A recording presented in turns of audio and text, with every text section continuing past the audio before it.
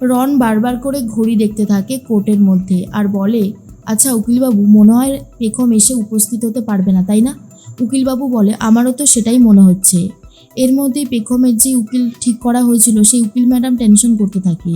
রনের উকিল গিয়ে বলে, তা উকিল ম্যাডাম, আপনার মক্কেল বুঝি এখনও এসে উপস্থিত হয়নি? টেনশন হচ্ছে, তাই না? উকিল ম্যাডাম আর কোনো কথাই পাত্তা দেয় না, অফিসারের সাথে একটা কথোপকথন সেরে নেয়। এর মধ্যেই চলে এসেছে বিচারক ম্যাডাম আর বলে, কোর্টের কেস শুরু হোক। তখনই রন ভাবে, কি আর কেস শুরু হবে? যে অভিযোগ করেছে সেই তো এখনো কোর্টে এসে উপস্থিতই হয়নি।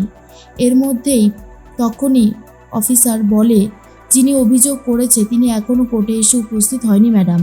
বিচারক বলে, এসব কি কথা? যিনি অভিযোগ করলো তিনি এসে উপস্থিত হলো না, কোর্টের কি এত সময় আছে?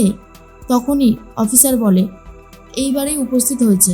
যেহেতু এই কেসটা একটু জটিল কেস, এখানে যে অভিযোগ করেছে আর যে অপরাধী দুজনকে সামনাসামনি রাখা যাবে না।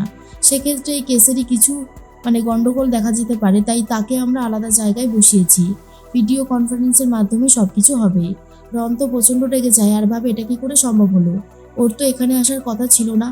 এর মধ্যেই স্ত্রী ভাবে, আমি তো পেখমকে আটকে রেখেছিলাম ঘরের মধ্যে, কি করে ও যে গেল সেটাই মাথায় ঢুকছে না। এর মধ্যেই পেখমকে বলার জন্য অনুরোধ করা হয় আর বলা হয় 10 বছর আগে ঠিক কী ঘটেছিল, কেন পেখম অভিযোগ করেছে আজকের দিনে এসে। পেখম খুব ভয় পেয়ে যায়। পেখম ভাবে, কি করে বলবো সবটা। অন্যদিকে আবির চলে এসেছিল বাড়িতে তার মাকে নিয়ে। ঠিক করে বাড়িতে মাকে রেখেই কোর্টে যাবে, কিন্তু স্বর্ণালী কোনোভাবেই আবিরকে ছাড়তে চায় না। আবির ভাবে, পেখম সব বলতে পারলো তো ঠিকভাবে। এদিকে পেখম ভয় পেতে থাকে রনকে আর ঠিক করেছে কিছু না বলেই উঠে চলে যাবে, কিন্তু মনে মনে ভাবতে থাকে। আবির এসে পেখমকে জোর দিয়ে বলে, বলতেই হবে তোমাকে, বলতেই হবে। তখনই পেখম বলতে শুরু করেছে আর বলে, এই রন ওরফে রানা রায় চৌধুরী আমার সাথে অসভ্যতামি করেছে, আমাকে শ্লীলতাহানি করেছে, আমার গায়ে হাত দিত, আমার একদমই ভালো লাগতো না। আর এসব কথা শোনার পর রনের মাথা পুরো নিচু হয়ে যায়। বুঝতে পারে কেসটা সমানে হাত থেকে বেরিয়ে যাচ্ছে।